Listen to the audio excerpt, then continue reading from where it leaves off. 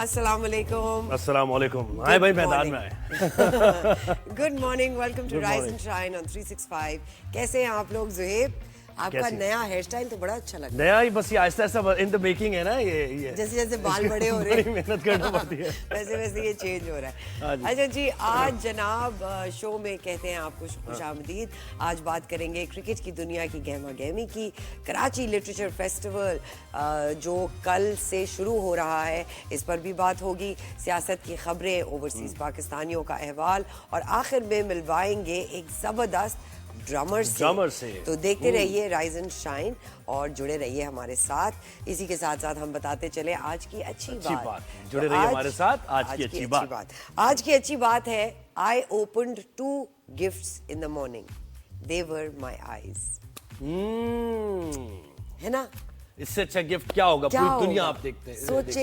और हम कितना फॉर ग्रांटेड लेते हैं अपनी हर चीज को ना, अपनी सेहत को, अपनी जो गिफ्ट्स अल्लाह ताला ने हमें ब्लेस किए हैं, उन सारी चीज़ों को। तो बहुत ज़रूरी है कि जब आप सुबह सुबह आँख खोले ना, तो सबसे पहली चीज़ जो आपके दिमाग में आनी चाहिए वो है शुक्र। शुक्र कि मैं देख सकता हूँ, शुक्र कि मैं सांस ले सकता हूँ। सही बात है ना जी। हमारी अच्छी बात हो गई। अब टॉप स्टोरीज की तरफ बढ़ते हैं जी। और पहली हमारी टॉप स्टोरी ये है कि सदर मुमलिकत आसिफ अली जरदारी चीन के दौरे पर हैं और सदर मुमलिकत ने कहा है कि भाई पहले चीन फिर किसी और के इत्तेहादी हैं और चीन के साथ जो हमारी दोस्ती है, देरीना ताल्लुकात हैं हमारे। सदर मुमलिकत ने आयरन ब्रदर को ये पैगाम दिया है वाज़े तौर पर कि पहले चीन और उसकी प्रायोरिटीज़ हैं हमारे साथ जो शराकतदारी है, और उसके बाद किसी और ये चीज़ की बात हम करेंगे।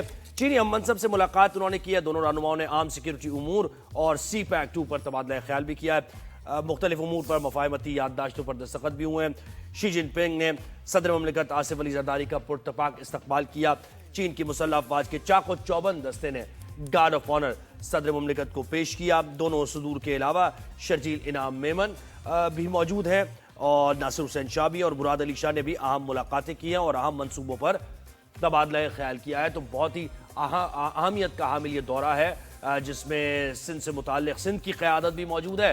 तो इसका मतलब ये है कि जब सिंध की क़यादत से मुलाकातें होंगी या पाकिस्तान की क़यादत से मुलाकातें होंगी तो अहम मनसूबों पर न सिर्फ डेलिब्रेट किया जाएगा बल्कि उनको फिर पाया तकमील तक पहुंचाने के लिए जो भी रिसोर्सेज होंगे या जो प्लान ऑफ एक्शन बनेगा तो उस पर भी पेश बिल्कुल। और यही उम्मीद की जा रही है कि ये दौरा बहुत फ्रूटफुल हो पाक चीन दोस्ती के लिए, पाकिस्तान के लिए, इकोनॉमी के लिए हमारी। जी। तो दूसरी हमारी टॉप स्टोरी यह है कि chairman People's Party Bilawal Bhutto Zardari ने वाशिंगटन में अमेरिकी सदर डोनाल्ड ट्रंप की जानिब से दिए गए इशाइये में नाश्ते में शिरकत की एक दावत दी गई और उसमें उन्होंने शिरकत किया। आम सियासी रहनुमाओं से भी मुलाकातें की हैं chairman People's Party Bilawal Bhutto Zardari ने, और आइंदा माह चीन और यूरोपीय ममालिक का भी दौरा करेंगे। तो सदर मुमलिकत आसिफ अली जरदारी चीन के दौरे पर हैं, इंतहाई अहमियत का हामिल ये दौरा, और दूसरी तरफ chairman People's Party Bilawal Bhutto Zardari ने वहाँ पर शिरकत की है डोनाल्ड ट्रंप के नाश्ते की एक दावत में।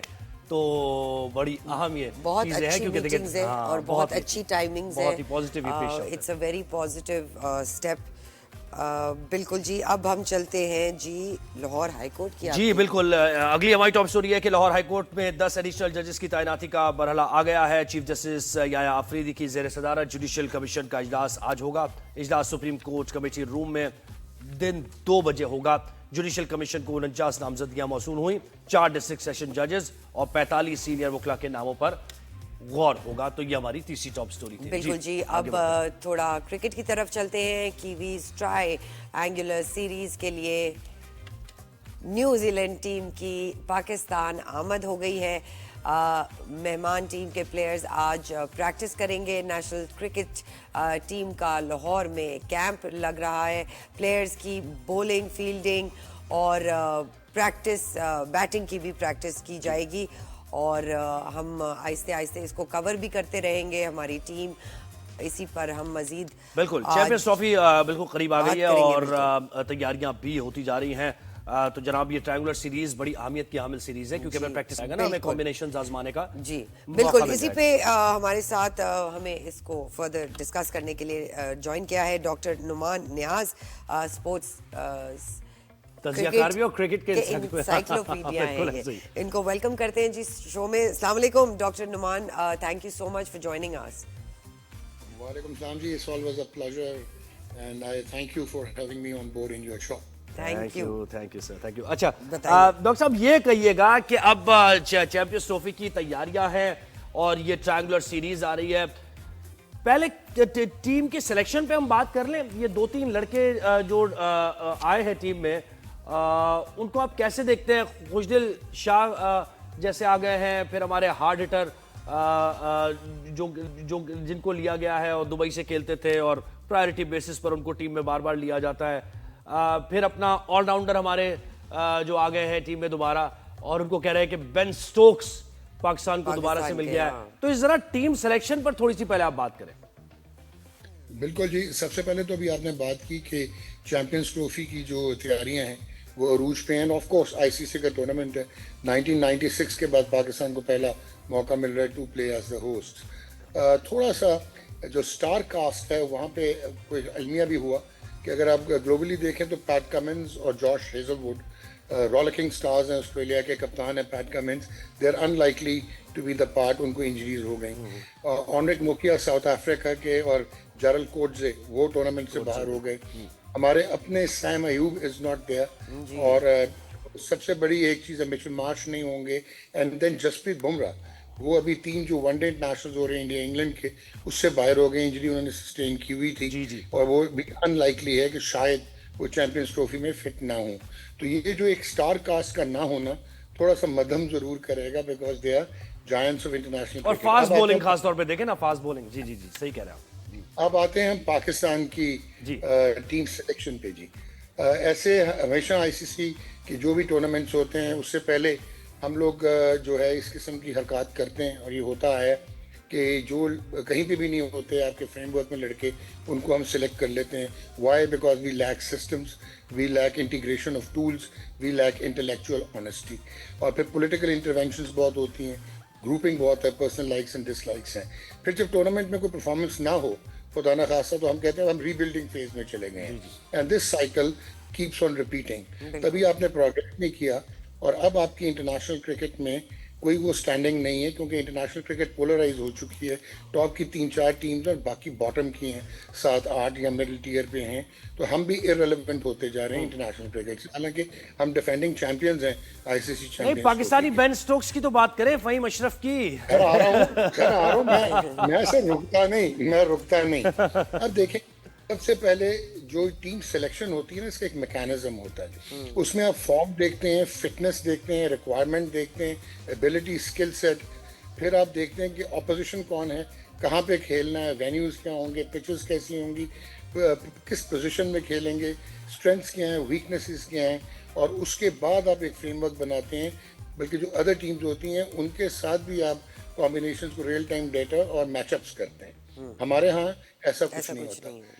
आपने एक टीम अनाउंस की जिसमें आपका अनफॉर्चुनेटली जो सैम अयूब प्रॉबेबली पता नहीं कैसे वो आ गया पाकिस्तान में, और वो अपने उसकी सेल्फ एक मैं कहूँगा कि उन्होंने अपने आप को इतना डेवलप किया है, और एक वो मॉडर्न क्रिकेटर है, वो हो गया अनफिट। आप अगर ऑस्ट्रेलिया में जो सीरीज जीते, हारिस रोव को कंड्यूसिव कंडीशंस मिली, उसने आउट किए, but it was all along Sam Ayub. Even in south Africa जो वनडे सीरीज जीते, तो आप इस इल्यूजन में ना रहें कि आपकी टीम का कॉम्बिनेशन तो बहुत बढ़िया है, क्योंकि आपका जो मेजर बैट्समैन है, जो जनरेशन टैलेंट था, उसको समझ ही नहीं आ रही उसके साथ क्या हो रहा है, दैट इज बाबर आजम। फिर आप डिसिप्लिन पे और फिटनेस पे एक फार्स क्रिएट किया, जो कि आपका एक वाहिद ओपनर है, वो है फ़खर जमान, जो कि मैच विनर भी है, गेम चेंजर भी है, फ्ले बॉइंग भी है। उस पर आपने आपके पर्सनल मसाइल चल रहे थे, पीसीबी की जो ब्यूरोक्रेसी है उनके साथ मुतक्का लग गया, कोई ट्वीट श्वीट का, उनको आपने ना आप जिम्बाब्वे लेके गए, ना ऑस्ट्रेलिया लेके गए, ना साउथ अफ्रीका लेके गए। अब जब आपकी जान पे पड़ी, साइन नहीं था, तो आप उनको वापस लेके आ गए। So he is coming to the team after ICC, बल्कि वो न्यूजीलैंड के लिए खेले थे, कोई 8-10 माह के बाद वो टीम में वापस आ रहे हैं। ठीक है, वो बहुत बड़े प्लेयर हैं, ओपनर हैं, लेकिन इंटरनेशनल क्रिकेट में अभी उन्होंने अपने सिंक करना है, और इंटरनेशनल क्रिकेट फिटनेस कुछ और होती है। It's not all about psychological या आपकी फिजिकल फिटनेस। फिर आपने, मुझे आज तक समझ नहीं आई, जो आप बात कर रहे थे, एक ओपनर के बाद आपने एक स्पिनर ले लिया। यार इंडिया 4 स्पिनर्स लेके आ रहा है, उन्होंने सिराज ड्रॉप कर दिया अकोमोडेट करने के लिए 4 स्पिनर्स को। न्यूजीलैंड का कप्तान स्पिनर है, उसके अलावा उनके पास बड़े अच्छे बैकअप्स हैं।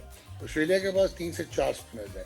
अफगानिस्तान की स्ट्रेंथ ही स्पिनर्स है। साउथ अफ्रीका के पास केशव महाराज भी होगा, तबरेज शमसी भी होंगे, माकरम भी गेंद करेंगे, उनके पास भी स्पिनर्स हैं। जी डॉक्टर नुमान, और सुफियान को आपने ड्रॉप डॉक्टर कर नुमान दिया। Also taking forward what you just said कि हमारे पास नुमान और साजिद जो टेस्ट प्लेयर कह के उनको वनडे सीरीज में नहीं खिला रहे, स्पिनर्स क्या लाइनअप डू यू थिंक? और सुफियान को ही नहीं लिया उन्होंने, आप देखें इसमें बात। हाँ जी जी, चले मैं आपको एक और चीज रिवील करता हूँ। ये वो टीम ही नहीं है जो सिलेक्टर्स ने पहले दी थी, उसमें सुफियान मुकीम था। तो अब आपने क्या किया है कि आपने एक स्पिनर के साथ आप जा रहे हैं। अभी इन्होंने पूछा मेरे से ये नुमान अली का और साजिद खान का।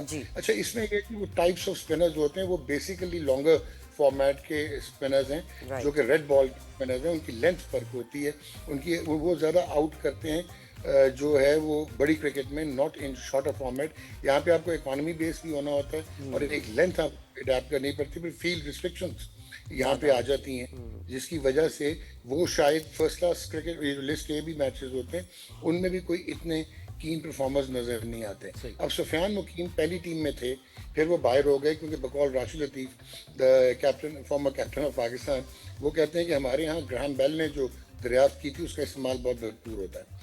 यानी कि लास्ट में आके आप देख रहे हैं उस्मान खान। यार उस्मान खान ने ठीक है अभी तो कुछ भी नहीं खेला, कुछ भी नहीं खेला, ना लिस्ट है उनकी, ना उनकी T20। हाँ, उन्होंने PSL में तबाहकुन परफॉर्मेंस दी। डोमेस्टिक क्रिकेट का और इंटरनेशनल क्रिकेट का आपको गैप नजर आया जब आप उनको। और आप बेहतर बता सकते हैं मुझसे, टेक्निक भी काउंट करती है। ऐसा नहीं होता कि अगर कोई प्लेयर हार्ड हिटिंग कर रहा है तो फिर वो बिल्कुल ही उसकी टेक्निक खराब है, तो आप बेहतर बता सकते हैं। तो उस्मान के पास तो वो भी नहीं है, यानी जो हार्ड हिटिंग की टेक्निक है ना या पावर हिटिंग, वो कैंपों से नहीं आती लड़कों को लेके। वो अभिषेक शर्मा को देखें आप, इंडिया का जो हिट करता है, इसको वॉशिंगटन को देखें। जी जी जी, आप क्लासन को देखें, आप डेविड मिलर को देखें with pack defence and ability to hit out, आप लियाम लिविंगस्टन को देखें, ये हिटर्स होते हैं basically. So now coming on to this, जो आपने पूछा, मुझे उस्मान खान की आज तक समझ नहीं आई कि वो दुबई में थे, कॉन्ट्रैक्ट खत्म हुआ, आपने उनको कंपनसेट किया, आपने T20 के वर्ल्ड कप में ले गए, टीम के साथ रखा as a reserve wicket keeper, उनका गार्ड आप रखते हैं। ना टेक्निक है, ना वो सिंक हुए इंटरनेशनल क्रिकेट में। ऐसे लगता है कि वो इररिलेवेंट इंटरनेशनल क्रिकेट से परफॉर्म नहीं कर पाए। फिर नंबर्स की बात हुई कि जी उनको सही नंबर नहीं देते, फिर आपने उनको ऊपर भी खिला दिया T20 में US में, और फिर भी वो परफॉर्म नहीं किया। I just fail to understand कि वो कैसे आ सकते हैं इस 15 के स्क्वाड में। लोकल पिच पे चाहे वो रन्स कर ले, लेकिन वही वाली बात है, क्या उनकी ट्रांसफॉर्मेशन हो चुके, शिफ्ट वो कर सकेंगे from the lower levels of first class and domestic cricket to international cricket, जहाँ पे टॉप 8 टीम्स आ रही हैं। अच्छा, फिर अगर आप विकेट कीपर्स की बात करते हैं, चलें मान लिया हमने हसीबुल्लाह इंजर्ड थे, but what's wrong with Rohail Nazir? अगर आपने मेरिट रिजवान के पीछे रखना था, फिर क्योंकि आप होस्ट हैं और पाकिस्तान में खेल रहे हैं, there was no requirement of an additional wicket keeper. आप हमेशा चाहे कंकशन रूल हो चाहे इंजरी का रूल हो, you can always have a reserve wicket keeper. आपने कौन सा कोई वेस्ट इंडीज भेजना था हजारों मील दूर, सो आपने अपनी टीम। और रिजवान को आपने देख ही लिया डॉक्टर साहब, रिजवान की आपने परफॉर्मेंस देख ली, चाहे वो टेस्ट ही था, लेकिन आपको नजर आ गया है कि रिजवान या तो खुद जानबूझ के नहीं खेल पा रहे थे वो, मतलब he was using his feet. जब बॉल इतना ड्रिफ्ट हो रहा है, टर्न हो रहा है, क्या कर रहा है वो पता नहीं, लड़का वो रिदम में नजर तो आ नहीं रहा। हाँ, लेकिन ये है कि आप रिजवान को ये कह सकते हैं कि आपका कप्तान है। सेकेंडली ये है कि सीजनड है और वक्तन फ़ौक्तन ही हैज़ बीन परफॉर्मिंग। तो चलें, हम उस पर डिबेट नहीं करते। अब आते हैं जो आपने पूछा पाकिस्तान के बेन स्टोक्स, राना, फ़हीम अशरफ का। डिटेल में अगर आप जाएं, एक तो आपने T20s में से उनको गलत निकाला था जब निकाला था, लेकिन वनडे इंटरनेशनल में लास्ट 20 वनडे इंटरनेशनल्स में एक ऑलराउंडर, जिनको आप ऑलराउंडर कह रहे हैं, उनकी बैटिंग एवरेज 8.49 हो और बॉलिंग एवरेज 107 हो, और वो कहीं पे भी आपके फ्रेमवर्क में ना हो, और आपने सारी इन्वेस्टमेंट जो है वो आमिर जमाल पे की हो। अच्छा, अब आमिर जमाल की बात क्या आई, वो साउथ अफ्रीका में साफ लग रहा था कि वो बॉलिंग फिट नहीं थे, और उनको टेस्ट मैच खिला के हमने देखा कि उन्होंने पहले टेस्ट मैच में 1 ओवर गालिबन किया था और 8 ओवर का टोटल टेस्ट मैच था उनका, और वो स्ट्रगल कर रहे थे बॉलिंग में। चले, अगर वो इंजर्ड थे, वो किसका कसूर है, रिहेबिलिटेट हुए या नहीं हुए। देन आप लेके आते हैं बिल्कुल wild card entry Faheem Ashraf को। फ़हीम का अगर चले मैं उनकी तरफ से भी अगर सोचूं तो इकोनॉमी बेस्ड परफॉर्मेंस देते हैं, इकोनॉमी बेस्ड, बट वो आउट नहीं कर पाते। और पाकिस्तान का जो अलमिया रहा, ना मिडिल ओवर में आप रोटेशनल स्ट्राइक से रन कर सकते हैं और ना मिडिल ओवर में आप आउट कर सकते हैं। आपके मिडिल ओवर में जो आउट करने वाले बॉलर हैं वो बेसिकली स्पिनर्स होते हैं। यहाँ पे मैं आपको एक और एग्जांपल, और डॉक्टर साहब देखिए यहाँ तो ड्यू भी होगी। ये तो फहीम की बॉलिंग इतनी मीडियोकर और मीडियम बिल्कुल फास्ट बॉलिंग है उसकी, वो तो बहुत पिटेगा यहाँ पर। एब्सोल्युटली। और आपको मैं एक और ग्लेयरिंग एग्जांपल देता हूँ कि फास्ट बॉलिंग तो इंडिया की तबाहकुन है जब से मोहम्मद शमी और जसप्रीत बुमराह आए और फिर वाइट बॉल में अर्शदीप सिंह आ गए, सिराज। लेकिन उनके वो बॉलिंग डोमिनेंट टीम है और उनके स्पिनर्स जो हैं वो आप हैरान होंगे 15 ओवर से लेके 45 ओवर्स तक वो विकेट टेकर्स हैं, नॉट ओनली इकोनॉमी बेस। आपके पास जो एक स्पिनर था जो कि T20 का ज़्यादा बड़ा ब्रांड था, लेकिन वनडे में जिसकी सबसे अच्छी परफॉर्मेंस है मिडिल ओवर में, वो शादाब खान था। वो आपके सेंट्रल कॉन्ट्रैक्ट में है। एक ज़माने में आप उसको कप्तानी करा रहे थे, लेकिन वो अभी उसका कहीं नामो निशान नहीं।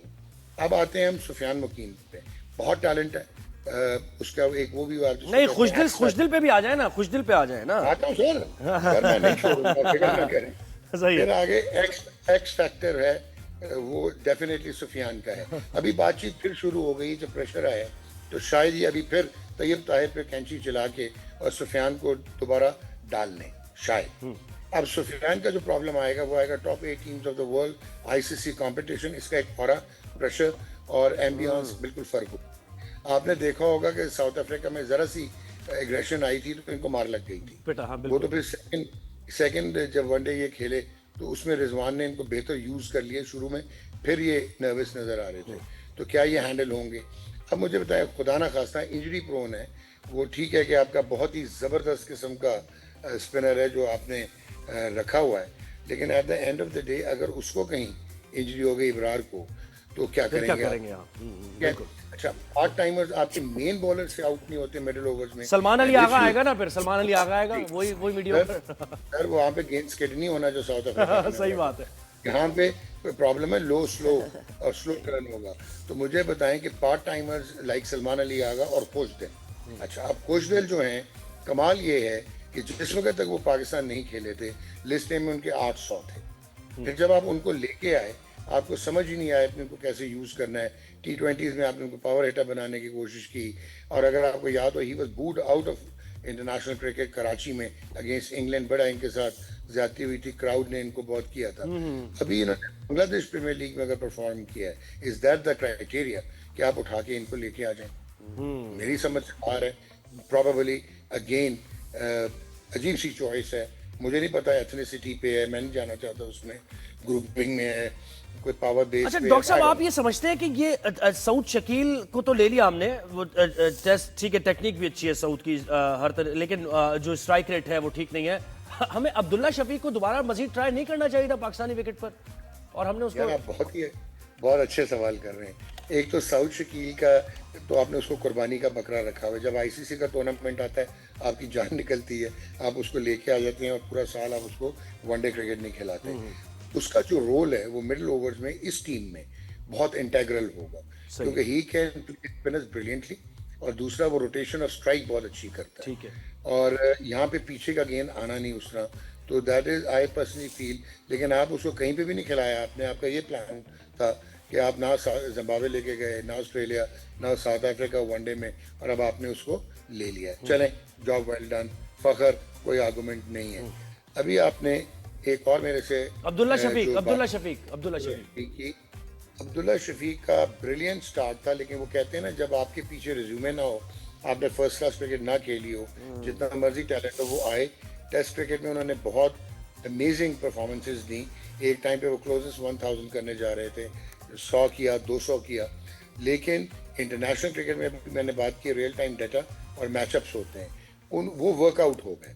जब वो वर्कआउट हुए तो उनकी लो परफॉर्मेंसेज हुई। जब लो रन आया रन ऑफ लो स्कोर्स, तो उसके बाद अनफॉर्चुनेटली आपको कहते हैं ना, क्रिकेट बड़ी फनी गेम है कि साइकोलॉजिकल और मेंटल ब्लॉक्स आपको आपकी टेक्निक को भी खराब कर देते हैं, जो बाबर के साथ भी हो रहा है। इवन एक जनरेशनल बैट्समैन बाबर आजम, लेकिन वो इंटरनल इश्यूज ज्यादा हैं बजाय के एक्सटर्नल। वो बाद में आपके हैंड आई कोऑर्डिनेशन, आपकी बैट स्पीड, आपकी फीट मूवमेंट में फर्क आता है। वो एक्सपोज हो गया। वो जब एक्सपोज हुआ, उसको आपने एक पाटा विकेट पे एक टेस्ट मैच खिलाया इंग्लैंड के अगेंस्ट, उससे पहले जब हम स्पिनर्स पे नहीं आए थे अभी, तो वहां पे उसने एक 100 किया, फिर वो आपने बैक टू बैक उसके 3 जीरोज हो गए साउथ अफ्रीका में। अगर आपने 2-2.5 साल एक लड़के पे इन्वेस्ट किया और एक अगर आप सीजन प्रोफेशनल क्रिकेट बोर्ड और क्रिकेट मैनेजमेंट है और उसके बाद उसका एक रन ऑफ लो स्कोर्स आया है, तो हाउ कुड यू एवर जो है उसको आप सिस्टम से ही उठा के बाहर फेंक देंगे, टेस्ट से बाहर फेंक दे आप। इससे आई पर्सनली फील जब आपके पास एक ओपनर है, बैकअप ओपनर नहीं था, यहाँ शान मसूद जिसका जो टेस्ट क्रिकेट खेलना ही नहीं चाहिए वो आपका कप्तान है, और जिसको लिस्ट ए क्रिकेट खेलनी चाहिए, बेस्ट रिकॉर्ड है, उसको कभी आपने लिस्ट ए क्रिकेट ही नहीं खिलाई। तो इसी तरह इमामुल हक रन्स करके आए। हाँ, अच्छा इमाम के आर्गूमेंट। डॉक्टर साहब फाखिर की हम बात कर लें अगर, तो ओपनिंग में किसके साथ उनको देखते हैं आप? देखिए अभी ये वो एक और अलमिया कि बाबर आजम क्योंकि स्ट्रगल कर रहा है, स्ट्रगल कर ठीक रहा है, है, बिल्कुल कर रहा है। आपका बेस्ट बैट्समैन, लेकिन 2 साल से वो स्ट्रगल कर रहा है। नजर आ रहा है कि उसका जो साइकोलॉजिकल फैक्टर्स हैं अब वो ट्रांसलेट हो रहे हैं इनटू टेक्निकल ब्रीचेस, बिल्कुल सही। चाहे वो स्पिनर हैं चाहे एजी एजी है, बिल्कुल एजी है, स्लिप्स में आ जा रहा से है। रन नहीं हो रहे, he is a big match player, नहीं रन हो रहे। अब आप उसको ओपन करवा रहे हैं, ओपन क्यों करा रहे हैं वो भी मेरे से सुन लें। आपने इमाम का चले हम क्रिटिसाइज कर सकते हैं, हालांकि उसकी एवरेज भी 50 की, ऑलमोस्ट 48 की है, उसके 900 हैं वनडेज में, लेकिन वो उसका प्रॉब्लम है स्ट्राइक रेट, और वो सेल्फिश हो जाते हैं टाइम्स, स्ट्राइक रेट स्टॉल हो जाती है इनिंग्स, बिल्कुल सही कह रहे जो होता है। तो चले अच्छा, अगेन अगर आप देखते हैं शान को आपने आईसीसी वर्ल्ड कप T20 2022 के बाद यूज नहीं किया वाइट बॉल में, अब्दुल्ला को होना चाहिए था बैकअप। अब होगा क्या कि आप बाबर से कराएंगे ओपन, क्यों करवा रहे हैं? ताकि मिडिल ऑर्डर में एक जगह बननी थी, वो जगह किसकी बननी थी? वो यहाँ खुशदिल शाह की बननी थी, यहाँ फ़हीम अशरफ साहब की बननी थी। ये तो अब सर्वत सवाल ये आ गया आपका कि चांसेस क्या है? हाँ, तैयारी क्या है इस पे तो ये सवाल होगा डॉक्टर साहब के इस लिहाज से तैयारी क्या है और क्या चांसेस देख रहे हो? बात बड़ी सिंपल सी है कि एक तो आपकी ना क्वालिटी ऑफ क्रिकेटर्स, इवन जो टॉप क्रिकेटर्स हैं, बड़ी मुश्किल से अब शहीनशाह अफरीदी ने 140 पे वापस आया, क्योंकि उसकी भी रिहैब की नास मार दी थी आपने, जब घुटने की इंजरी हुई थी, उस एक्शन की मोडालिटीज बदल गई थी। वो बहुत ज़्यादा बाहर से नी रख के तो गेंद कर रहे थे, अंदर नहीं आ रहा था। हाँ, वो शुरू में आउट करते हैं, मिडल ओवर्स में वो आउट नहीं करते, फिर towards the end of the innings जाके उनकी परफॉर्मेंस अच्छी होती है। हारिस रऊफ का ये है कि देता 200% है, एक्सप्रेस फास्ट बॉलर है। बस डॉक्टर साहब अब ये है, बात ये निकल के सामने आई कि आपको हमारे साथ रहना है अब आईसीसी चैंपियंस ट्रॉफी तक क्योंकि इंशाल्लाह बिजी होने वाले हैं डॉक्टर साहब। बाकी आपको जाते जाते एक सरप्राइज देता हूँ। लोग समझ रहे हैं कि जो ग्रुप ए है जिसमें ऑस्ट्रेलिया है, इंग्लैंड है, साउथ अफ्रीका और अफगानिस्तान, तो वो लोग अफगानिस्तान को काउंट नहीं कर रहे। Watch out, there will be the dark horses. साहब ने सही कहा है। बिल्कुल। बस अभी आईसीसी चैंपियंस ट्रॉफी करीब आती रहेगी और आपको हम जहमत देते रहेंगे। बहुत शुक्रिया doctor Numan Niaz, always a pleasure, senior journalist, thank you so much, आपने हमें अपना वक्त दिया। क्या बात है भाई, एक्साइटमेंट जो है it's all up in the air. बिल्कुल, और देखिए डिटेल में एक एक जो सिलेक्शन है उस पर हमने बात की है। एक छोटी सी ब्रेक का वक्त हुआ है नाजरीन, कहीं मत जाएगा, विल बी राइट बैक।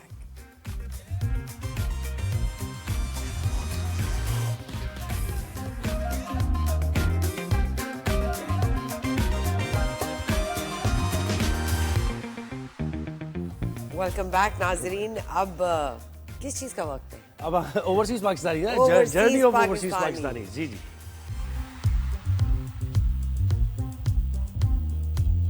हम लोग आपसे मजाक करते हैं, वैसे हमें सब पता होता है कि होने क्या वाला है। जी जनाब, ओवरसीज पाकिस्तानी जो पाकिस्तान से दूर हैं लेकिन उनके दिल पाकिस्तान के लिए धड़कते हैं। इसी तरह आज हमें ज्वाइन किया है समन नवाज ने, जो फोटोग्राफर है, यूएई से उनका ताल्लुक है। तो आइए उनको वेलकम करते हैं। अस्सलाम वालेकुम Saman, thank you so much for giving us your time. वालेकुम अस्सलाम, thank you for having me. भाई फोटोग्राफर्स के बारे में कहा जाता है कि फोटोग्राफर्स जो हैं वो एक चीज को 1000 तरीकों से देखना और दिखाना समझते हैं, पर्सपेक्टिव बिल्डिंग जिसे कहते हैं। क्या आपके भी एक चीज के ऊपर काफी सारे नजरिए होते हैं बिकॉज आप फोटोग्राफर हैं, so you can place yourself in that shoe? That's correct, we have to see each and everything. मेरा मेनली होता है मोमेंट्स कैप्चर करना। सो कभी मैं लेफ्ट भाग रही होती हूँ, कभी राइट भाग रही होती हूँ। किस किस्म की फोटोग्राफी करती हैं समन? I am mostly into weddings. I do also corporate shoots, गाड़ियों का shoot, fashion shoots, product shoots. जबरदस्त. So it's like overall, yeah. तो ये बताएं कि जब अच्छे चेहरे नजर आते हैं आपको तो आप उनको कैप्चर करती हैं या फिर क्योंकि होता है ना एक इंसान की नेचुरली इंसान उस तरफ इंक्लाइंड होता है. हाँ बिल्कुल. तो ऐसा है आपके साथ भी? I do approach people whenever I see. मेरा एक टाइम ऐसा एक्सपीरियंस रहा है कि I was at Pizza Hut and I felt there was a staff member whom I could capture, and it was actually her dream to get her photographs. So she was really happy with it when I gave her this opportunity, and it's not always about good faces, but it's always about good personality and character as well. I believe. Absolutely. देखिए camera जो है ना वो ऐसी smart चीज है कि वो आपके अंदर का पर्सन भी कैप्चर करता है. कैप्चर कर लेता है. बिल्कुल. अच्छा जब भी बहुत से मॉडल्स हमने देखा है, सारे नहीं बहुत से जो बहुत खूबसूरत भी होते हैं लेकिन इतने अट्रैक्टिव नहीं नजर आ रही होती उनकी पिक्चर. ऐसा ही है? That's correct. मैंने सही कहा? पता नहीं. Inner beauty. Inner beauty is outer beauty. अच्छा बताइए Saman, how do you give back to the community? अपनी ये जो आपका प्रोफेशन है, फोटोग्राफी की शौक है, उसको आगे बढ़ाती हैं, यंगस्टर्स को कुछ फ्री में देती हैं तालीम? I don't actually give lessons या जो भी होता है, but yes, I do help them, educating them. If anyone is asking me कि कोई जब बाजी बुलाता है, कोई समर बुलाता है, and I always teach them कि ऐसे settings हैं, ये है, and they ask me what is actually the best thing to do in terms of posting or in terms of capturing. So I do educate them, You but educate like them. मेरे वैसे lessons नहीं चलते सही. हैं. But और जहां भी yeah, आप जाती है कैमरा आपके साथ होता है? ऐसे ही हाय हमेशा. है ना. फोटोग्राफर का एक हमेशा लटका हुआ होता है कैमरा. सरवत के चेहरे को देख के क्या लगता है आपको?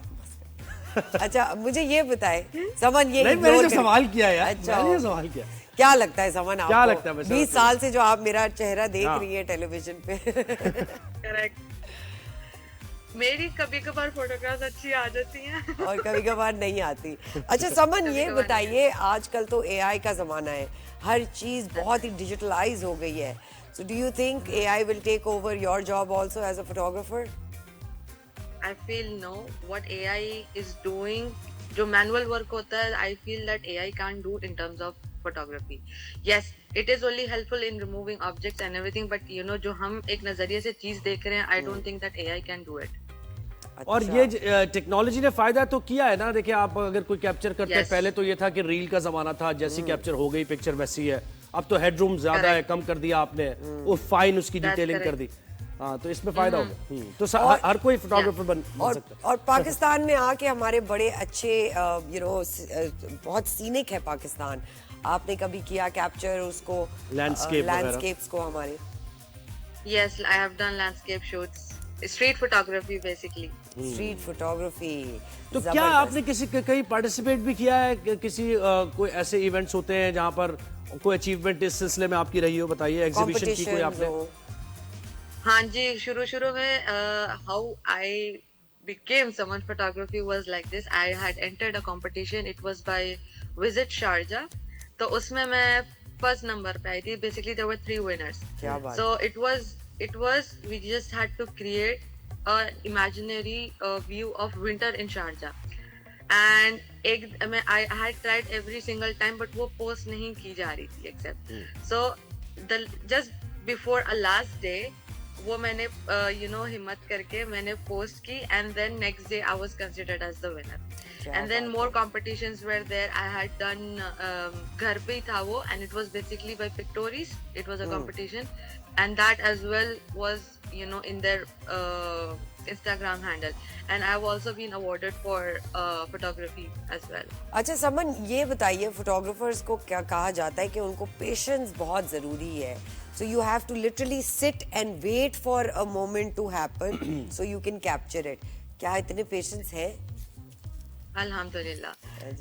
मेरे लिए my client satisfactions matters the most, and in term because photography you can't capture in that running moment those moments that आपको या client को चाहिए होते हैं. बिल्कुल ऐसा। So everything is always, planned and organized with me or with my client. तो वो ज़्यादा easy रहता है. और ये इसको कैसे आप वो करती है? अक्सर क्लाइंट्स शाय होते हैं, जाहिर है कैमरा शाय होते हैं और उनका बॉडी लैंग्वेज भी नहीं नजर आ रहा होता, तो आपके पास कोई टेक्निक्स है ऐसी कि उनको जरा कंफर्टेबल किया जाए अपने साथ और उनके अंदर की जो चीज़ है वो निकाली जाए, जो एक्सप्रेशन वो देना चाह रहे हैं, तो इसको कैसे आप डेली? हाँ, तो I always tell them do whatever you feel comfortable to do. मतलब जो जिसमें आप कंफर्टेबल ना हो ना, आप वही चीज करो. मैं उनसे पूछती हूँ. Sometimes they are camera shy. लड़के लोग स्पेशली बहुत कैमरा शाई होते हैं. हम लड़के जैसे को मैं, बहुत हाँ, शौक होता है बिल्कुल pictures ऐसे। खिंचवाने का. हम लड़के को बहुत शौक होता है पिक्चर्स खिंचवाने का. तो मोस्टली मेल्स ऐसे होते हैं कि मैं फिर बोलती हूँ भाई आप कंफर्टेबल हो. First thing I always ask is them. If they say no I tell them okay will do some poses that are not even that intimate but we can do जो मतलब आपके लेवल की comfortability पे है. बिल्कुल। And my friendly behaviour with them is I feel that what makes them feel comfortable. that helps also. Saman Nawaz, आपका बहुत शुक्रिया. We wish you all the Thank you best. so A picture tells 1,000 stories. तो we really hope कि समन की भी हजारों कहानियाँ photography के थ्रू हम देखें. एक छोटी सी ब्रेक का वक्त हुआ है नाजरीन, कहीं मत जाइएगा. We'll be back with more views and news. हमारे साथ ही।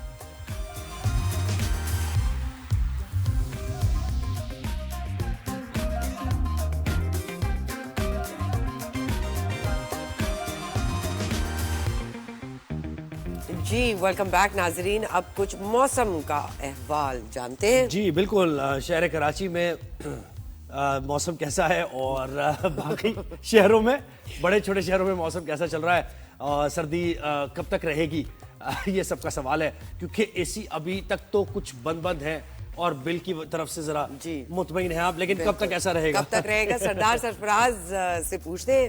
चीफ मेट है हमारे, उनको वेलकम करते हैं, सलाम करते हैं. अस्सलाम वालेकुम सरदार जी, कैसे हैं आप? थैंक यू, आपने हमें वक्त दिया.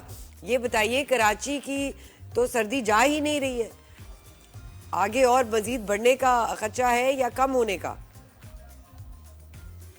जी बहुत शुक्रिया. देखिए वो पहले भी बात शायद आपसे हुई थी या दूसरे लोगों से कि मैं यही कह रहा था कि फरवरी के पहले हफ्ते तक रहेगी सर्दी जी, और हो सकता है 8-10 फरवरी तक. पहले ये बात जाहिर की गई थी लेकिन अगले 2 दिन मजीद है. जैसे आज आपने नोट किया होगा कि टेम्परेचर जो कम से कम जना टर्मिनल पे 8.8 यानी 9 से 11 के दरमियान रहा आज भी टेम्परेचर, और सिंध के दूसरे शहरों में भी, यानी वहाँ मोंजडारो एक हमारा स्टेशन है वहाँ पर तो 3 समथिंग आया है. तरह से थरपारकर की तरफ 4 डिग्री सेंटीग्रेड रहा. तो इस तरह से सर्दी की लहर अभी बरकरार है क्योंकि अभी पूरा मुल्क एक तरह से ना उसमें है, ड्राई और कोल्ड एयर की ग्रिप में है. तो यहाँ भी सर्दी बढ़ जाती है जब बलूचिस्तान की तरफ से ज्यादा. सरदार साहब बारिशों का भी बताइएगा, क्या बारिशें होंगी या नहीं होने वाली? देखिए जी बारिशें तो इस सीजन में काफी कम है, अभी तक तो ना होने के बराबर, यानी माइनस, मेरे ख्याल में माइनस जनवरी की भी जो फिगर रही है ना वो -60 के आसपास रही है, यानी पूरे पाकिस्तान में. और सिंध में तो ऑलमोस्ट 100%, 96% और 98% सिंध और पंजाब दोनों में इतनी कम रही हैं एवरेज से बारिशें.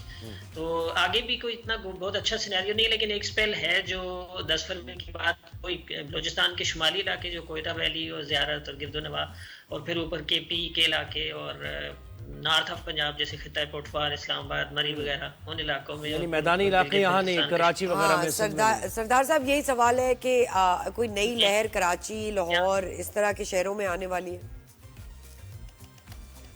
देखिए यहाँ तो जैसे मैंने कहा ना कि 9 तारीख से 9 फरवरी से अभी 2 दिन मजीद सर्द हैं. खासकर रात की सर्दी जो आपने देखा कि 10 से 12 के दरमियान ही टेम्परेचर रहने का इम्कान है अगले दोनों दिन कराची में, और बाकी सिंध में जो है कहीं 6, कहीं 4, कहीं 8 इस तरह से. खासकर थरपारकर और लाकाना डिस्ट्रिक्ट दोनों ज़्यादा कम टेम्परेचर आते हैं वहाँ के, तो वहाँ ये रेंज रहेगी.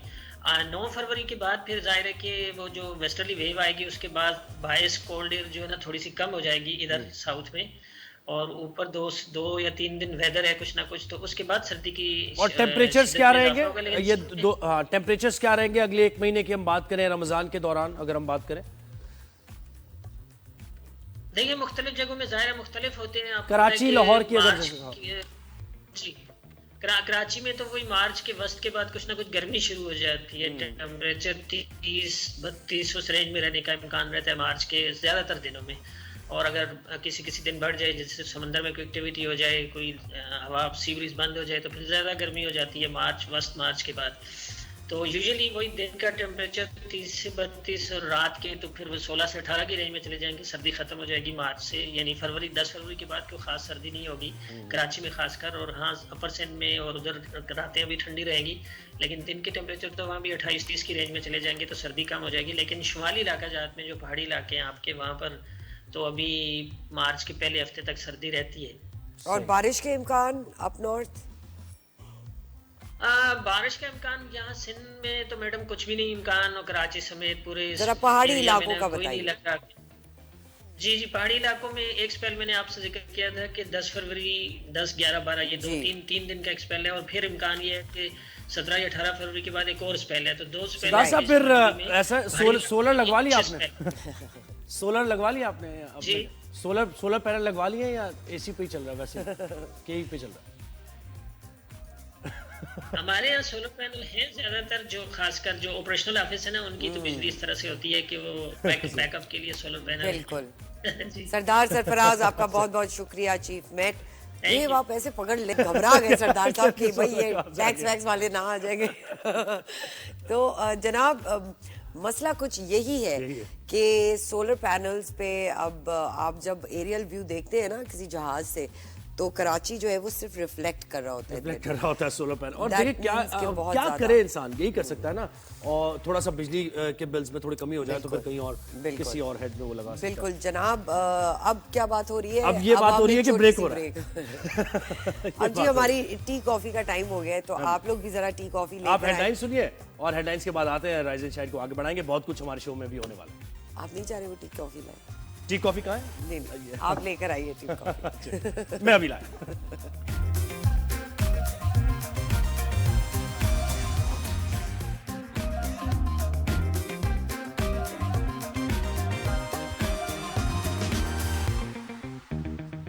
जी ज़ुहैब, नाजरीन अब चलते हैं कुछ पॉलिटिकल सरगर्मियों पे नजर डालते हैं। बिल्कुल ऐसा ही है, पॉलिटिक्स की हम बात करेंगे। और जरा सा बैकग्राउंड आपको दे दें, पॉलिटिक्स में राब्ते हो रहे हैं हुकूमत के साथ, पाकिस्तान तहरीक इंसाफ के। और पाकिस्तान तहरीक इंसाफ के बानी इमरान खान ने एक ओपन लेटर भी लिख दिया है आर्मी चीफ को। उस पर तनकीद हो रही है कि इसकी टाइमिंग क्या है और ये क्यों लिखा है। जब हुकूमत से बात हो रही है तो फिर वहाँ क्यों लेटर लिख रहे हैं। फिर उस लेटर से मुताल्लिक ये भी कहा जा रहा है कि सिक्योरिटी जरा ये कह रहे हैं कि हमें उस लेटर में दिलचस्पी भी नहीं है और हमें कोई लेटर इस तरह का मिला भी नहीं है। फिर अदालती मामलात भी कुछ चल रहे हैं। तो क्या कोई डील हो रही है, नहीं हो रही? पाकिस्तान तहरीक इंसाफ एहतजाज को कैसे आगे बढ़ाएगी? क्या स्ट्रीट पॉलिटिक्स की तरफ दोबारा जाएगी? एग्रेसिव जो बयान दिए जा रहे हैं उनकी तरफ से। पीपल्स पार्टी कहाँ खड़ी हुई है? मुस्लिम लीग नून क्या इस वक्त सोच रही है? गवर्नेंस कहाँ जा रही है? तो ये सारी बातें हमने करनी है आज। हमारे साथ सीनियर तज्जियाकार हमारे पास आज मौजूद हैं आमिर इलियास राना साहब, सीनियर तज्जियाकार। उनको वेलकम करते हैं शो में। अस्सलाम वालेकुम आमिर साहब, थैंक यू सो मच, आपने हमें वक्त दिया। जी वालेकुम अस्सलाम। सर ये बताइए, अभी तो कई चीज़ें अप इन दी एयर हैं, क्या नज़र आ रहा है पीटीआई का? जैसे कि ज़ुहैब ने भी इंट्रो में बताया कि बानी पीटीआई ने ख़त लिखा है आर्मी चीफ स्टाफ को, और वहाँ से ये बातें आ रही हैं कि जी हमें कोई ख़त नहीं मिला। तो क्या कहेंगे, क्या नज़र आ रही है पीटीआई की नेक्स्ट स्टेप क्या होगी? ये 2-3 तरह से है, जैसे आपने अभी इंट्रो में बात की। देखें, एक खत होता है जैसे चीफ जस्टिस के नाम पहले पब्लिक किया गया, बाद में उसे भिजवाया गया कि जी इतने 300 अबव पेजेस हैं। फिर ex prime minister Imran Khan ने अडियाला जेल में साफियों से कहा कि मैंने 6 पॉइंट्स पे मबनी एक खत लिखा और उसके ये पॉइंट्स हैं कि वो पीछे हट जाएं इदारा अपनी पॉलिसियों से और हमें अपना काम करने दें। और साथ ही उससे एक दिन पहले उन्होंने कहा था कि ये याह्या खान पार्ट 2 है। और याह्या खान के साथ जाहिर है आपको पता है कि जनरल याह्या जब थे तो फिर उस वक्त उधर मुजीबुर रहमान थे और उन्होंने भी 6 नुकात दिए थे। अब इत्तेफाक से इन्होंने भी 6 नुकाती पॉइंट लिख दिए हैं। तो जब ये कोई काम दूसरे पे कह रहे होते हैं उस वक्त ये खुद कर रहे होते हैं, कभी हमीद रहमान कमीशन रिपोर्ट, कभी कुछ। अच्छा, फिर बताया गया इनके लोगों की तरफ से कि जी ओपन लेटर तो ओपन लेटर होता है, कौन क्यों इंतजार कर रहा है। लेकिन सिक्योरिटी एस्टैब्लिशमेंट ने भी वाजे कर दिया नहीं कि आमिर ना साहब, हमें आपने खत का इसको इंतजार है। इंटरप्रेट कैसे किया इस लेटर को? ये इल्तिजा है, ये एक रिक्वेस्ट है कि हमसे राब्ते बहाल किए जाए, ये कोई चार्जशीट है, ये क्या है? आपने इस लेटर को इंटरप्रेट कैसे किया, ओपन लेटर को? ये हर तरह से है, जिसका जो दिल चाहे ये खत उस तरह से है। ये इल्तिजा भी है, ये धमकी भी है, और ये दुनिया को दिखाने के लिए एक रिकॉर्ड भी है। खान साहब हमेशा से ऐसे ही करते आए हैं। जिन दिनों इनको पहली दफा फील हुआ कि कहीं मेरा मिलिट्री ट्रायल होगा तो इन्हें सब पे सालार याद आ गए। उससे पहले वो मीर जाफर सादिक थे और वो गासिब थे, वो इलेक्शन चोरी करने वाले थे, हमारी आर्मी और आर्मी चीफ को कहते थे। और जब वो मामला थोड़ा सा टला, फिर वो मुज़ाकरात शुरू हुए। मुज़ाकरात इनके लोग अब भी करना चाह रहे हैं, लेकिन जवाब ये आया था कि आपने अगर कोई बात करनी है, 9 मई तो मौजूद ही है ना, आपको बदले में खामोशी करनी होगी। अगर आपको कोई रियायत चाहिए, यानी जिस तरह अली अमीन गंडापुर साहब ने कहा कि नथिया गली, बन्नी गाला, कहीं पे भी ले जाना है, तो शर्त ये खुद किसी और ने नहीं बताई, ये बैरिस्टर गौहर ने बताई अडयाला जेल में सहाफियों से ऑफ द रिकॉर्ड गुफ्तगू में। ठीक है कि मेरा नाम ना कोट करे, मैं आपको बता रहा हूं ये बात। अच्छा, जब वो खुद कह रहे हैं कि हमें खामोशी का, भाई आप गए हैं ना मिलने के लिए, क्या वो आए हैं आपसे मिलने के लिए? तो फिर वो लीडर साहब आपके कहते हैं कि तुम्हें क्या पता सियासत का, बैरिस्टर गौहर को, तुम क्यों बात करते? तो कहते हैं हुजूर आपने ही तो कहा था बात करो, तो बात करने गया हूं, तो अब आप मुझे ये कह रहे हैं, तो वो भी चुप करके बैठ गए। तो ये है पीटीआई का और उनकी क़यादत का कि दबाव भी डालो और प्रेशर भी डालो, और दाव लगे तो, अगर दाव लगता है कि माफी तलाफी हो सकती है तो वो भी कर लो, लेकिन पब्लिक में पोस्चर खराब ना हो। अब आप खामोशी इख्तियार करते हैं। जिस ट्विटर हैंडल पे मरियम नवाज को कहते हैं कि जी वो खामोश हो गई थी शहबाज शरीफ ने जब डील बनवाई थी, तो ये चीजें जो ये कहते रहे हैं अब इनके गले तकरीबन सारी पड़ चुकी हुई हैं। और आमिर साहब, ये आप समझते हैं कि देखिए जिस नहज पे ये ले गए हैं, वहां से पब्लिक पोस्चर की जो आपने बात की है, तो वहां से वापस आना जरा मुश्किल हो रहा है। ये खुद ही वो ये उसी के असीर हो गए जी, ये अपने ही उस पब्लिक पोस्चर के असीर हो गए हैं, अपने ही सोशल मीडिया के प्रेशर में आ गए हैं, और इनको समझ नहीं आ रही कि अब क्या किया जाए। क्योंकि इनका ख्याल ये था कि ट्रंप के आने के बाद फौरी तौर पे कुछ न कुछ ऐसा हो जाएगा। जो इनके साथियों ने बैरून मुल्क बैठे हुए हैं, उन्होंने कहा था कि बस आप बेफिक्र हो जाएं। अब जब वो 7, 8, 10 दिन गुजरे तो इन्होंने फौरन अपनी टीम से कहा भाई पीछे हट जाओ इन मुज़ाकरात से, क्योंकि दुनिया में तासुर ये जा रहा है कि हम तो बातचीत कर रहे हैं, तो फिर आपके लिए क्या बात की जाए। अब वो 8 फरवरी भी अनाउंस कर दिया, उसकी तरफ तहरीक तहफ़्फ़ुज़ आईन पाकिस्तान को भी मूव करा दिया कि जी इकट्ठे कर लें, शाइया कर लें। जहां 2 हफ्ते पहले एजेंडा देना था, वहां अभी तक वो कमेटी फॉर्म होनी है। आपको यूं लगता है कि कोई बर्फ पिघलेगी, यानी आइस मेल्टिंग एक्टिविटीज या कुछ ऐसे नजर आ रहा है कि आने वाले दिनों में? देखिए ये तभी होगा, वो कहते हैं ताली दोनों हाथों से बजती है। फौज ने तो DGISPR के जरिए पब्लिकली ऐलान किया है, जिसको लोग कहते हैं कि जी वो इमरान खान भी कह रहे थे, परसों भी कह रहे थे, वो जो मेरे खिलाफ प्रेस कॉन्फ्रेंस कर दे या मेरे से पीछे हट जाए तो उसको माफ कर देते हैं। तो भाई उन्होंने तो आपसे भी यही कहा है कि आप 9 मई वाले वाक़े पे माफी मांगे और सियासतदानों से बात कर लें। तो कोई फौज ने कोई दो अमली तो नहीं की हुई कि इनको कुछ और कह रहे हैं और लोगों को और नहीं, तो 9 मई पे माफी मांग सकते हैं, मांगेंगे। जी बताइए, फरमाइए। उनका मकसद ये है कि पाकिस्तान के इदारों में और अवाम में दूरी ना हो। कोई ये नहीं है कि जी आपके खिलाफ तो बस पक्का काटा है, लेकिन आपको एक बात बता दी गई है कि आपको ये काम तो जरूर करना पड़ेगा कि जो दूरियां आपने पैदा की हैं उनकी तलखी को खत्म करने के लिए आपको ये काम करना होगा, पीछे हटना होगा अपने मौकफ से। अब अगर वो नहीं हटते तो फिर सियासी स्पेस तो उनके लिए इसीलिए नहीं ना क्रिएट हो रही, जो वो प्रेशर से भी लेना चाह रहे थे, वो किसी भी तरीके से जो उनको नहीं मिल रही। अब 8 फरवरी भी आपके सामने है, KP में उनकी गवर्नमेंट है, वो कर लें। पंजाब में तो क्रैकडाउन मेरा ख्याल है शुरू हो गया, कुछ जो PTI के अकाउंट्स बता रहे हैं। तो आमिर साहब, आपका तजर्बा क्या बताता है पाकिस्तान की हिस्ट्री को देखते हुए? मुख्तलिफ लीडर्स ने खड़े भी हुए, बज़ाहमत भी दिखाई, लेकिन पीछे भी हटे। तो क्या ये बानी PTI करने जा रहे हैं? क्या होगा? ये माफी मांगेंगे? कोई स्टेज ऐसी आएगी? पीछे जो नहीं हटे थे, जुल्फकार अली भुट्टो मौजूद हैं, और अलीमा खान से उन्हीं की एक वर्कर क्या बात कर रही थी, वो आपने भी देखा, मैंने भी देखा। तो सियासत इस चीज का नाम है कि जब आप अगर कुछ अवाम के लिए करना चाहते हैं तो फिर आपको कुछ लो और दो पे जाना पड़ेगा। आप पाकिस्तान की सियासी हकीकत है एस्टेब्लिशमेंट, अगर आप उसको समझते हैं कि आप अपने प्रेशर से उसे घुटनों के बल ले आएंगे, मिटा देंगे, तो ऐसा मुमकिन नहीं हो रहा, क्योंकि आप ट्राई कर चुके हैं, हर तरह से कर चुके हैं। बल्कि तहरीक तहफ़्फ़ुज़ आईन पाकिस्तान की कमेटी इस्लामाबाद में जब घरों में गई है तो लोगों ने सवाल पूछा है, जर्नैल ने बगावत नहीं की, जज ने नहीं की, अवाम की तरफ से कामयाबी ना हुई, तो अब आप हमारे पास आ गए हैं, बताएं आपके लीडर का क्या होगा जब आप हमारे साथ चलने लगेंगे तो वो कोई यू टर्न तो नहीं लेंगे। जैसे उन्होंने अभी खत भी लिख दिया, खत के हर तरह के जहां से हमने बात स्टार्ट की थी उसके ऊपर आप जो मर्जी नुक्ता नजर बना लें वो उस पर फिट बैठता है। तो अब ये बात समझने की है पीटीआई की अपनी पॉलिटिकल क़यादत की कि वो अपने लिए स्पेस कैसे बनवाते हैं। अच्छा आमिर साहब ये भी बताइए, अभी हाल ही में असद कैसर के घर काफी बैठक हुई ओवर डिफरेंट पार्टीज की, तो शाहिद खाकान अब्बासी भी बिल्कुल वहाँ पर उसमें आए। मौजूद थे।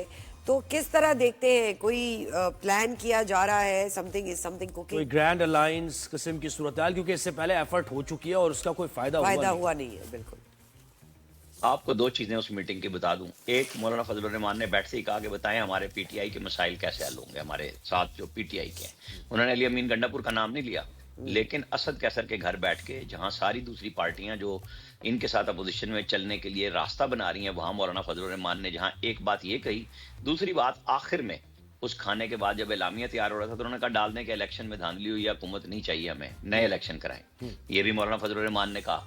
मौलाना Fazlur Rahman between the lines सारा मैसेज दे आए हैं पीटीआई की क़यादत को कि आपको बहुत कुछ ठीक करना होगा। और फिर वहां पे भी एक और रहनुमा ने भी कहा कि आप सिर्फ गिरफ्तारियों की हद तक ना रह जाएं, आप बताएं कि आपका एजेंडा क्या होगा। नेशनल एजेंडा बनाना है तो उसको नेशनल एजेंडा नजर आना चाहिए, क्योंकि हम इस तरह नहीं चल सकेंगे। फिर एक कमेटी की तश्कील पर हुआ कि ये बनाई जाएगी, लेकिन वो अभी तक कमेटी बनी नहीं, ना उसने काम शुरू किया। ये 8 फरवरी को देखेंगे सोलो फ्लाइट में इनको क्या मिलता है, उसके बाद शायद ये फिर अमामा किसी की सर पे रखने की कोशिश करें। मौलाना फजलुर रहमान को जरदारी साहब ने और नवाज शरीफ साहब जो पॉलिटिक्स की है, आप समझते हैं कि मामा किसी के सर पे रख देंगे? ऐसा जरा मुश्किल ही हो पाएगा। अच्छा ये आमिर साहब ये बताइए कि पीका एक्ट जो है इस पर बहुत ज्यादा जर्नलिस्ट कम्युनिटी एहतजाज भी कर रही है और वो ये कह रहे हैं कि आगाज 2016 से हुआ और उसके बाद ये टाइट, यानी बहुत ही ज्यादा हमारे लिए जर्नलिस्ट के लिए उसमें ऐसी चीजें आ गई कि उनको पकड़ा जाएगा और वोट ऑफ जो वॉइस ऑफ डिसेंट है उसके खिलाफ ये कार्रवाइयां हो रही हैं। आप इसको कैसे देखते हैं? 2016 जब कहते हैं तो आप ये समझ लें कि पीएमएलएन, पीटीआई, पीपल्स पार्टी, सारी की सारी हुकूमतें बीच में गुजर गई हैं आके। सही। और सबकी जरूरत एस्टेब्लिशमेंट के साथ जब वो हुकूमत में होते हैं तो पीक एक्ट होता है। सही। असल इशू ये है कि फेक न्यूज को रोका कैसे जाए। मैं तो इसके हक में हूं कि उसके लिए ठीक ठाक कानून साजी होनी चाहिए कि झूठी खबर कोई भी दे उससे पूछा जाए। बिल्कुल हो। और ये सोशल मीडिया का कहें या नेशनल मीडिया का, नेशनल मीडिया तो बहरहाल बहुत ज्यादा चेक रखता है अपनी चीजों पे, ज्यादा चीजों में चेक रखता है, लेकिन अब सोशल मीडिया की चीजें नेशनल मीडिया पे शाम में आ जाती हैं। तो तदारुक बड़ा जरूरी है, लेकिन उसमें जो चीजें साफ्ती तंजीम में अब लेके आए उन्हें चाहिए, मैं बिल्कुल सब लोगों से यही बात कह रहा हूं कि अपना वकील सियासी नहीं रखना, प्रोफेशनल रखना है और उसी से ड्राफ्ट बनवाएं और हुकूमत के हवाले करें। नहीं तो अदालत में तो जाके उसके ऊपर स्टे लेना बनता है कि जनाब इसके अंदर आप साफी का सोर्स नहीं पूछ सकते, क्योंकि सोर्स जो है वो अपनी इंतजामिया को बताने का पाबंद होता है। बिल्कुल। इससे आगे मत जाएं। पार्लियामेंट के अंदर जो कार्रवाई हज़फ कर दी गई या जो वीडियो बनाने से ममानियत है आपने उसको भी इसमें डाल दिया, तो वीडियो तो जो पार्टियां एहतजाज करती हैं, अपोजिशन में सारी एहतजाज करती हैं, वो खुद वीडियो जर्नलिस्टों को भेजती हैं। उसमें जर्नलिस्ट कैसे कसूरवार होगा कि जी आपने ये वीडियो क्यों चलाई? ये वो दो चार चीजें हैं जिनको बिल्कुल बैठ के सोचना चाहिए, खत्म करना चाहिए। हाँ, जो फेक न्यूज है उसके खिलाफ सख्त से सख्त कानून होना चाहिए। ये नहीं है कि मेरी मर्जी की ये वीडियो थी, ये नहीं थी, ये क्यों चली। जब झगड़ा आप करेंगे तो दुनिया भर में पार्लियामेंट से दिखाया जाता है। आप बेशक सरकारी टीवी से ना दें, अपने पार्लियामेंट के टीवी से ना दें, लेकिन ये तो नहीं हो सकता आज के इस दौर में कि आप उस वीडियो को रोकने के लिए इस तरह की कानून साजी करें। बिल्कुल। आमिर साहब जो आप कह रहे हैं कि पीका एक्ट में ये कुछ पॉइंट्स होने चाहिए, बट वो पॉइंट्स तो है ही नहीं और वो जी साइन ऑफ हो गया है कि बस ये अप्रूव हो गया है, तो अब उसमें चेंजेस लाएंगे, उस पर डिबेट होगी, ये तो सब कुछ पहले होना चाहिए था।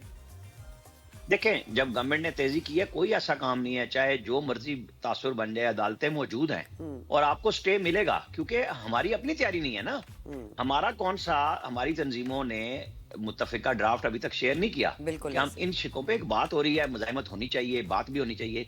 लेकिन अब यही वक्त है कि जो लोग काम कर रहे हैं वो तेजी से उस पर काम करके हुकूमत को भी अपना चार्टर ऑफ डिमांड दें कि ये चीजें डिलीट करें और ये ऐड करें, और दूसरी तरफ अदालत में भी ले जाएं कि ये चीजें खिलाफ कानून है और ये चीजें ठीक। बिल्कुल ऐसे ही। और देखें ना, जर्नलिस्ट वैसे ही बड़े प्रॉब्लम में है और वो जो फ्रीडम ऑफ स्पीच का मामला है, आप उससे बेहतर जानते हैं कि बड़ा मुश्किल सूरत हाल है, कोई इतनी अच्छी सूरत हाल है नहीं। अच्छा आमिर साहब, एक बार फिर एहतजाज की बात थोड़ी सी करें। पाकिस्तान तहरीक इंसाफ 8 फरवरी को जो ब्लैक डे और जलसे का ऐलान किया है, तो आप क्या देख रहे हैं? ये एहतजाज कामयाब होता नजर आएगा? तंजीमी कमेटी का हाल आपने देखा है कि पंजाब में तो वो एक्टिव नहीं है और KPK में तो उन्होंने चेंज कर दिया अपने सदर को, और आने के बाद बहुत बड़े बड़े दावे और ऐसे भी चीज़ें कर रहे हैं वो कि अगर कोई होम्योपैथिक लीडर्स हैं वो पीछे हट जाएं अगर बोझ नहीं उठा सकते तो इसको आप कैसे देखते हैं? देखिए, होम्योपैथिक लीडर पहला तो सबसे बड़ा वही है जिसकी जगह पे जुनैद अकबर खान आए, अली अमीन गंडापुर। तो उनसे अब वो क्या लेने मिलने के लिए जा रहे हैं, क्योंकि जब सवाबी में वो पहुंचते हैं और लोग भी नहीं होते, उनकी पार्टी की लीडरशिप गायब हो जाती है।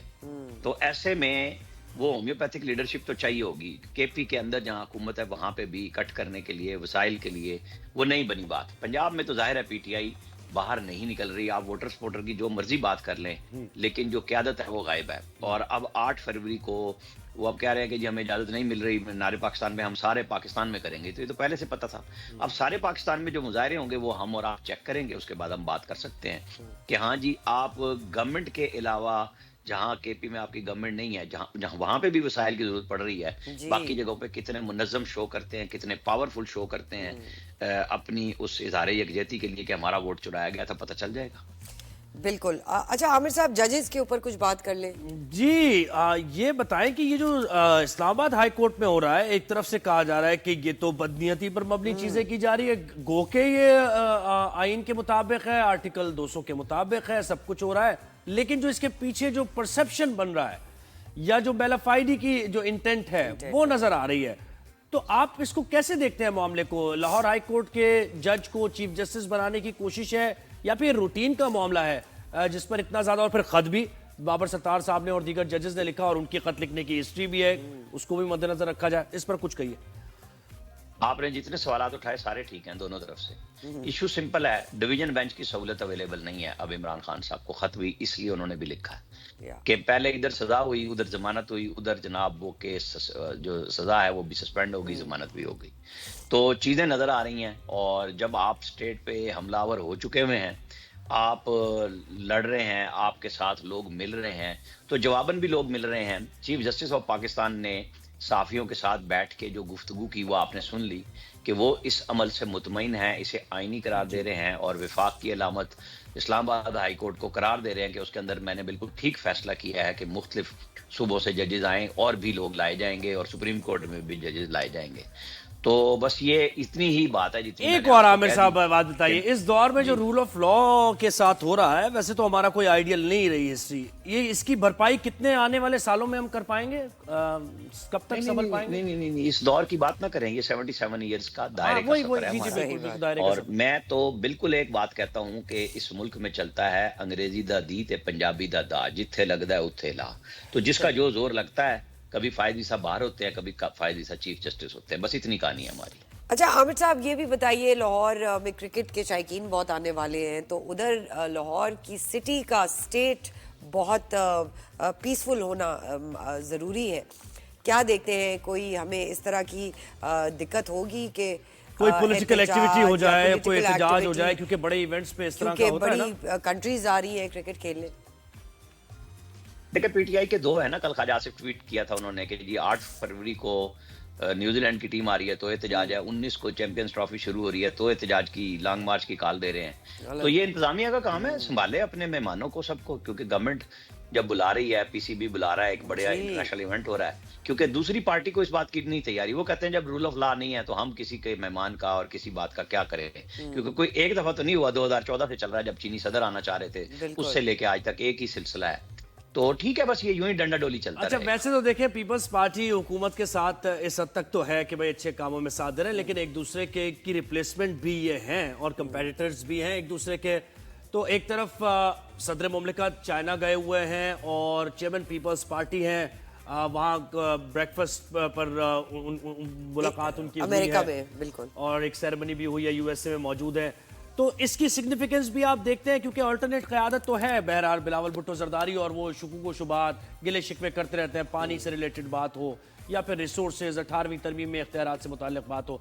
कोई सिग्निफिकेंट कोई ऐसी बात सामने आएगी कि ये प्रॉब्लम परेशानी का बायस हो हुकूमत के लिए? सारे हुकूमत में हैं, और क्या कोई मदगम तो नहीं हुआ आपस में, इंजमाम तो नहीं हुआ दो पार्टियों का। अपनी अपनी पॉलिटिकल एंटिटी के लिए सबने काम करना है, तो इसमें मुजायका क्या है? हमेशा से ऐसा होता है। जरदारी साहब के साथ इसाक डार भी गए हुए हैं ना, वजीर खारजा है, डिप्टी प्राइम मिनिस्टर हैं। वो हुकूमत का एक डेलीगेशन है जो सदर मुमलिकत की सरबराही में गया हुआ है, जिसने मुलाकात भी कर ली है, और हमारे जो शुकूक व शुबात थे हमारे बारे में, कोई सिक्योरिटी के हवाले से, कोई सी पैक के मंसूबों के हवाले से, उसको दूर करने की एक कोशिश है कि चाइना को कुछ ना रहे। और जरदारी साहब ने बड़ा अलल ऐलान कहा कि हमारे लिए सबसे पहले आप है, तो बड़ी वजाहत से दी गई, उधर से भी जवाब कुछ आया, बेहतर आया है, तो हमें उम्मीद करनी चाहिए कि बेहतर होगा। देखिए, बिलावल भुट्टो, मोहतरमा बेनजीर भुट्टो, सब सियासतदानों का राइट है कि वो दुनिया में जिससे मर्जी चाहे मिले, और सबको अपनी अपनी सियासत का हक है। मैं तो इसमें कोई ऐसी अचंभे की बात और आप ये बताइए, अपने तजर्बे की बुनियाद पर ये हुकूमत टेन्योर पूरा करती हुई आपको नजर आ रही है? कोई इसमें देखें, ये इस मुल्क में 2002 से लेके अब तक असम्बलियों ने टेन्योर पूरे किए हैं। उसमें हुकूमतों को कहें तो वज़ीर आज़म कहीं पे भी मुस्तकिल नहीं रहे। तो शहबाज शरीफ साहब अब मौजूद हैं, और ये इसी साए में और इसी तरह हम गुफ्तगू करते चले जाएंगे और काम बढ़ता चला जाएगा। जब तब्दीली आनी है तो इमरान खान के बारे में कुछ सोच सकता था, जहां जर्नैल खड़े होके GHQ में सलूट की वीडियो भेज रहे हो कि जनाब इमरान खान साहब आ रहे हैं, और वही उनको रुखसत कर रहे हो। तो बस इस बात पे कोई पक्का नहीं हो सकता, लेकिन काम करना चाहिए अवाम के लिए। यही सबसे बेहतर है कि आपको कोई अच्छे अल्फाज में याद करे कि जब आप इक़्तिदार में हो तो आम आदमी के लिए आपने काम किया। ये हमारा मीडिया का भी काम है कि उनको याद कराते रहें कि जनाब दौरे शौरे अपनी जगह पे, काफी महदूद कर लिया हम सब ने अपना किरदार। आमिर साहब, बहुत महदूद कर लिया हम लोगों ने, खुद ही रियलाइज करके कि हमारा किरदार क्या है। नहीं, देखें, हमारा काम ये है, हम कोई फौजी जवान नहीं है, नहीं, सही कह रहे हैं, हम सियासी वर्कर नहीं है। हमारा काम वॉच डॉग का है ना, तो हमारा काम बताना है। अगर कोई एक्टिविस्ट है तो वो अपनी उसको बदले कि जी मेरी ये जगह खत्म करके मैंने अपने आप को यहाँ पे डाल दी, फिर वो कर ले काम। सही बात, सही। आमिर इलियास राना साहब, सीनियर तज्जाकार, आपका बहुत बहुत, आपने हमें अपना तजिया पेश किया और बड़ी खुल के बात की आमिर साहब ने कि भाई इतनी खुल के बात नहीं करें। हाँ, और सीनियर जर्नलिस्ट भी वो है, तो जब आप हालात वाक़यात देखते हैं और पूरी एक हिस्ट्री आपके सामने होती है, तो आप खुद ही अपने आप को डोमेन में आते हैं कि भाई मेरा डोमेन यही है, बस इसके अंदर ही रहते हुए काम करना है। अगर मैं इससे बाहर जाऊंगा, ट्रांसग्रेस करूंगा, तो फिर मसले मसाइल हो सकते हैं मेरे लिए, तो स्मूथ सेलिंग ज्यादा जरूरी है जी। इसीलिए हम स्मूथ सेलिंग के लिए एक छोटी सी ब्रेक लेंगे, कहीं मत जाइएगा नाजरीन, विल बी राइट बैक।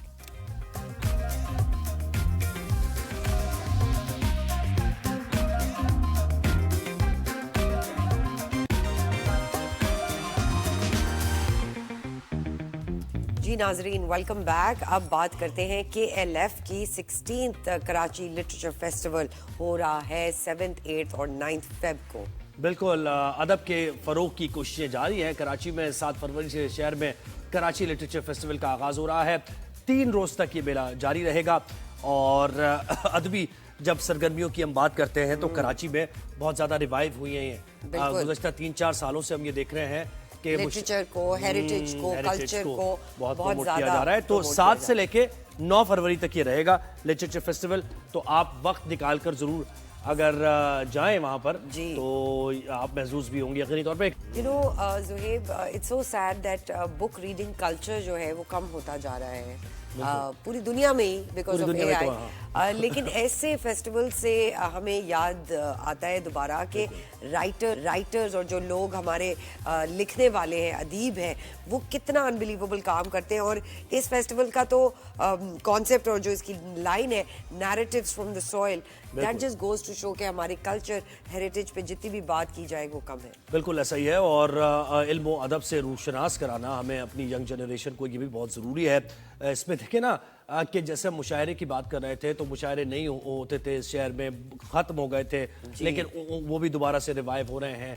जो यंग शोरा आ रहे हैं, इतने हम समझते थे कि पाकिस्तान में शोरा है ही नहीं, लेकिन जब उनको सुना नौजवान शोरा को, तो पता चला कि नहीं, ये चीज़, ये लेगेसी लेकर वो चल रहे हैं। फिर कव्वाली आप देखें, वहाँ कितने बड़े बड़े, हम सोचते थे कि कव्वाली शायद खत्म हो गई है। तो जब ये इस तरह की लिटरेचर एक्टिविटीज होंगी, अदबी, और आपने किताबों की बात की, तो बड़े बड़े राइटर्स, उनकी तहरीरें पढ़ने के बाद, उनके तजुर्बात, उनके मुशाहिदात पढ़ने के बाद, कितना कुछ है जो आपको समझ आता है लाइफ के बारे में, जिंदगी के बारे में। और फिर वो जो अपनी सॉइल से, अपनी नॉर्म्स, अपने कल्चर से जुड़े रहने की जो बात है, वो भी इल्म और अदब के जरिए ही मुमकिन है। तो ये कौमों की तरक्की के लिए, माशरे को नर्चर करने के लिए बहुत ज़रूरी है। बहुत ज़रूरी है। और ज़ुहैब, इट्स सो इम्पोर्टेंट कि हम ऐसे फेस्टिवल्स में अपने बच्चों को लेके जाएं, बिल्कुल, छोटे बच्चों को, ताकि उनको ये शऊर हासिल हो कि किताब से मोहब्बत उनको कहाँ तक लेके जाए। बात करने का तरीका, कम्युनिकेट करने का तरीका, तनकीद करने का तरीका, सराहने का तरीका, तारीफ करने का तरीका क्या होता है, उठने बैठने का, सलाम करने का तरीका क्या होता है। तो हम अपने नाजरीन आप सबसे गुजारिश करेंगे कि this is a free for all festival, तो इस रंगीन और खूबसूरत मौके को हाथ से ना जाने दें और अपने बच्चों को, फैमिलीज को, अपने ज़ईफ़ों को, बुजुर्गों को जो आपके घर में हैं उनको लेकर जाइए। बिल्कुल ऐसे ही है। 7 से लेके 9 तक ये होगा, फरवरी। एक छोटी सी ब्रेक का वक्त हुआ है नाजरीन। ब्रेक से आने के बाद आपको एक बहुत ही ख़ास मेहमान से मिलाते हैं, बड़ी अनयूजुअल हैं, आपको इंशाल्लाह मिलके बहुत मज़ा आएगा। छोटी सी ब्रेक। yes, ये हिंट दी है इन्होंने। हिंट है।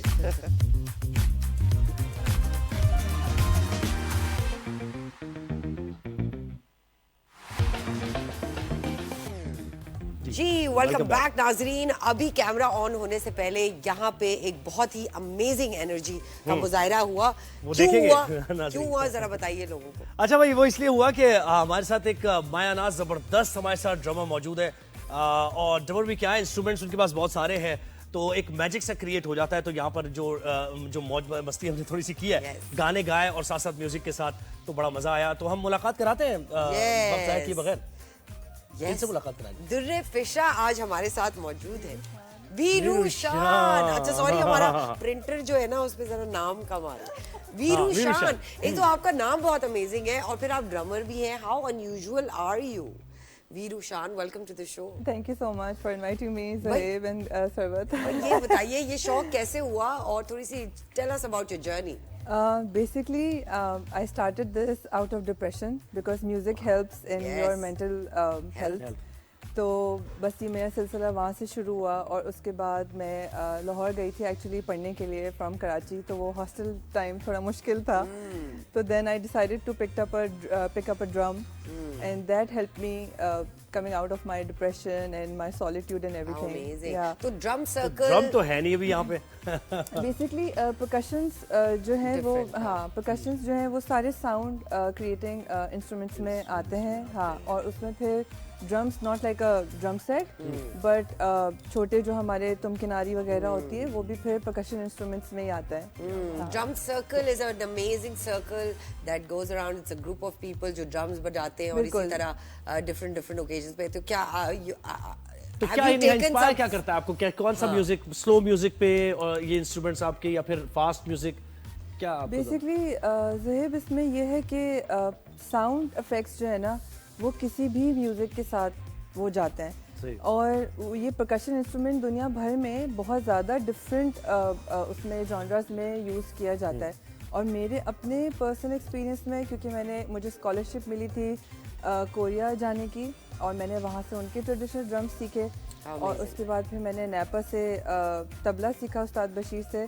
और फिर उसके बाद मैंने कहा ये मुझे पूरा करना चाहिए, और फिर उसके बाद मैं गई नेशनल थिएटर ऑफ कोरिया, और फिर मुझे Butler School of Music University of Texas में मुझे स्कॉलरशिप मिली, वहाँ से मैंने पढ़ा। तब जाके मुझे फिर ये इसका पता चला कि ये परकशन जो है वो कितनी वास्ट एक फील्ड है, और ये किन किन म्यूज़िक में, किन किन माहौल में, किस किस मूड में और किस किस तरीके से यूज़ हो सकती है। यही इंस्ट्रूमेंट्स आपके साउंड बेदिंग में यूज़ होते हैं। साउंड बेदिंग क्या होती है? A couple of musicians or people, they come together, ज़रूरी नहीं कि आपको म्यूज़िक आता हो, और they create sound। और जब वो साउंड जब वो साउंड क्रिएट करते हैं तो आप एक कुदरती तौर पे एक मेडिटेटिव स्टेट ऑफ माइंड में चले जाते हैं, क्योंकि एक रिदम बनता है। बिल्कुल, क्यों? क्योंकि साउंड हमारे कुदरत में एग्जिस्ट करता है। हवा चलती है, हम किसी सुकून में चले जाते हैं पत्तों की आवाज़ों से या किसी लहरों से, ओशन की, समंदर की आवाज़ से। तो ये हमारे अंदर है, ये एग्जिस्ट करता है। ये जो आपके साथ परकशंस पड़े हुए, आप इनका नाम क्या है और क्या आप कितने और ऐसे इंस्ट्रूमेंट्स बजाती हैं? ये तो मैं अपने साथ कुछ थोड़े से साउंड इंस्ट्रूमेंट्स लेके आई हूँ, परकशन इंस्ट्रूमेंट्स। और basically this is a rain maker, और ये ऐसे ये जरा बारिश दिखाएं की ना, आवाज सुनाएं निकालता हमें। है। बारिश की आवाज। क्या बात है भाई।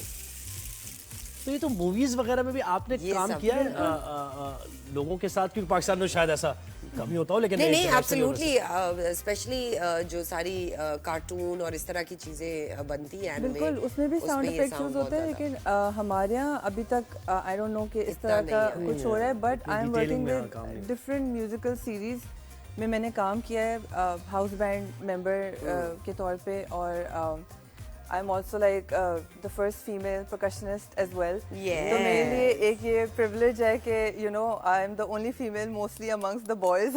मैजिक क्रिएट करते हैं ना यहाँ पर on चलिए air कुछ करते हैं? बजाएं, बजाएं कुछ? अगर आप लोग बजाएं मेरे साथ। हम आपका साथ हम देते। तो क्या साथ देंगे, आपका खराब ही होगा गाएं, कुछ ना कुछ कुछ। नहीं नहीं इतना अंडर एस्टिमेट कर रहे हैं अपने मैंने आप आपको बताया अच्छा, जो आइए, आइए। हमारे अच्छा, में बैठना exist होगा उनके करता है अच्छा, ये। चलें, हमने हाँ, बैठना है। हाँ। ठीक है। तो choose your sound. Veeru, I am gonna choose this. Okay, तो ये क्या है? आप बताएं आपको Which one आप is the गाना easiest चाहते one? हैं या आप क्या करना चाहते हैं? ये गाएंगे भी? मैं गा भी लेता आइए हूँ। गा हम- लेना, हम आपको हम support बजाते करते हैं, हैं, हम आप गाएं। बजाते हैं। ठीक है। तो यही एक थोड़ा सा फास्ट करते हैं। प्यार हमें किस मोड़ पे ले आया कि दिल करे हाय कोई ये बताए क्या होगा, प्यार हमें किस मोड़ पे ले आया कि दिल करे हाय ये जवानी है दीवानी, सुन मेरी रानी रुक जाओ रानी, चली कहाँ ऐसे मुड़ के, ए देख जरा पीछे मुड़ के, गिले गिले आ गिले गिले आ गिले गिले। वाह यार, amazing. Kill it, kill it, kill it, kill it, kill it. Anyone can play these I'd like to instruments. play this. Yes, Very please. nice. Yeah. अच्छा ये क्या है जी? तूफान आ गया। Shakers हैं, हाँ। चले कुछ आप भी गाए ना। मैं गाती नहीं हूँ। अच्छा हम गाती नहीं। बजाएंगे, हम बजाएंगे। हाँ। अच्छा मैं क्या गाऊंगा अब? बारिश के ऊपर कोई गाना होना चाहिए। आज आई थिंक लता मंगेशकर की बर्थडे भी है, मे बी आप उनका कोई गाना। अच्छा इस पे करें, ए दिल किसी की याद में होता है बेकरार क्यों, जिसने भुला दिया तुझे उसका है इंतजार क्यों, आंसू जो है रुके हुए हंस के इन्हें बहा भी दे, जितने हैं दाग प्यार के रोक इन्हें भुला भी दे, तूने है फिर बना लिया गम को गले का हार क्यों, ऐ दिल किसी की याद में होता है बेकरार क्यों। एग्जैक्टली क्यों भाई, क्यों बेकरार हो रहे हैं? एक इंस्ट्रूमेंट पकड़े और वीरू की तरह शुरू हो जाए। ऐसे ही है, ऐसे ही है। तो भाई क्या प्लान्स हैं फिर जिंदगानी में, क्या करना है मजीद, कहाँ कहाँ जाना है, कहाँ कहाँ परफॉर्म करना है? अभी मैंने रिसेंटली मैं पाकिस्तान से सेलेक्ट हुई थी, एक इंटरनेशनल म्यूजिक रेजिडेंसी है वन बीट के नाम से, यूएसए में होती है, और उसका पूरा प्रोसेस इतना बड़ा है, it's like it takes 1 year उनको पूरा वो इवेल्युएट करने में, because there like 25 different participants from all over the world, और सारे प्रोफेशनल म्यूजिशियंस को वो इनवाइट करते हैं।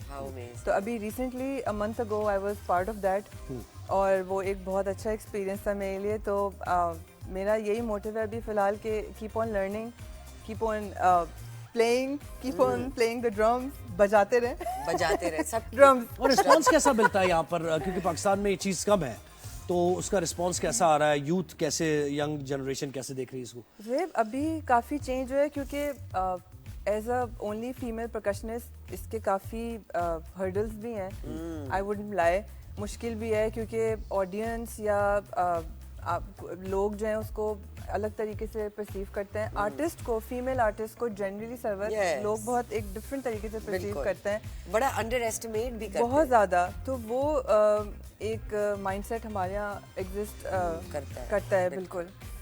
and to break those taboos it must be not easy. बिल्कुल ऐसा ही है कि आप उसको बस क्या कांस्टेंट जंग है, कांस्टेंट जंग ये है। बताइए क्या देखना चाहती हैं पाकिस्तानी म्यूजिशियंस जो स्पेशली स्टूडेंट्स हैं, नापा के हैं और भी डिफरेंट आर्ट और म्यूजिक स्कूल्स के हैं, उनको कहाँ जाते हुए देखना चाहती हैं और कितना पोटेंशियल नजर आता है फिलहाल आपको पाकिस्तान में? पोटेंशियल बहुत है क्योंकि टैलेंट एग्जिस्ट करता है बहुत ज़्यादा, और सिर्फ हमारे बड़े शहरों में नहीं। मैं एक ट्रैवलर भी हूँ, मैंने अभी बलूचिस्तान वगैरह में मैंने ट्रैवल किया है, तो वहाँ पे भी बहुत ज़्यादा टैलेंट एग्जिस्ट करता है। बस ये कि उन तक अपॉर्चुनिटीज़ उस तरीके से नहीं पहुँच रही हैं, लेकिन ये है कि आई थिंक मोटिवेटेड रहें। लेकिन एक तो देखिए ना, शौक होता है कि आपका ये शौक है, पैशन है, लेकिन उसके साथ साथ आपका एक प्रोफेशन भी होता है ना कि उसमें आपका ब्रेड एंड बटर भी है। बिल्कुल ऐसा ही है। तो वो देखकर भी लोग चूज करते हैं कि किस फील्ड में जाना है, अपने पैशन को साइड पे रख देते हैं क्योंकि कुछ कमा। तो इसमें ऐसा है स्कोप आप देखते हैं? ज़ुहैब, मैं आपको एक बात बताऊं, मेरा जो पर्सनल एक्सपीरियंस रहा है ना, तो मेरा तो समझ लें सरवत, मैंने I surrender to this because मैंने कहा मुझे नहीं पता इससे पैसे आएंगे या नहीं, बिकॉज मैंने पढ़ी फैशन एंड डिज़ाइन थी और मैंने माहिन खान के साथ काम किया, सोनिया बाटला के साथ काम किया स्टार्टिंग में जब फ्रेश ग्रेजुएट। या Mahin actually she was like कि वीरू आप दो चीज़ें एक साथ नहीं कर सकती, या तो आप म्यूजिक करें या तो आप फैशन करें। मैंने कहा मुझे म्यूजिक करना है। Okay, you are not coming from tomorrow. मैंने बोला ओके आई क्विट। तो ये आई थिंक सरेंडर की जर्नी है वैसे भी ज़िंदगी में। बिल्कुल। और जब मैंने सरेंडर किया तो मुझे खुद से अपॉर्चुनिटीज मिलना शुरू हो गई कि एक वो कहते हैं ना Veeru that the universe comes together to give you what you want.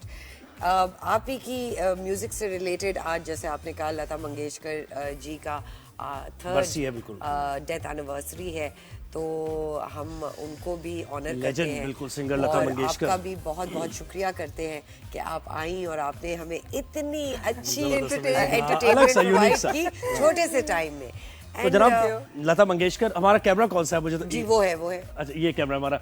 तो लता मंगेशकर को तो नस्लें जाहिर है उनके साथ एक यादें वाबस्ता है लोगों की, जो अभी बुजुर्ग हैं उनकी यादें भी, हमारी जनरेशन की भी और हमारे बाद वाले भी जो आ रहे हैं बच्चे।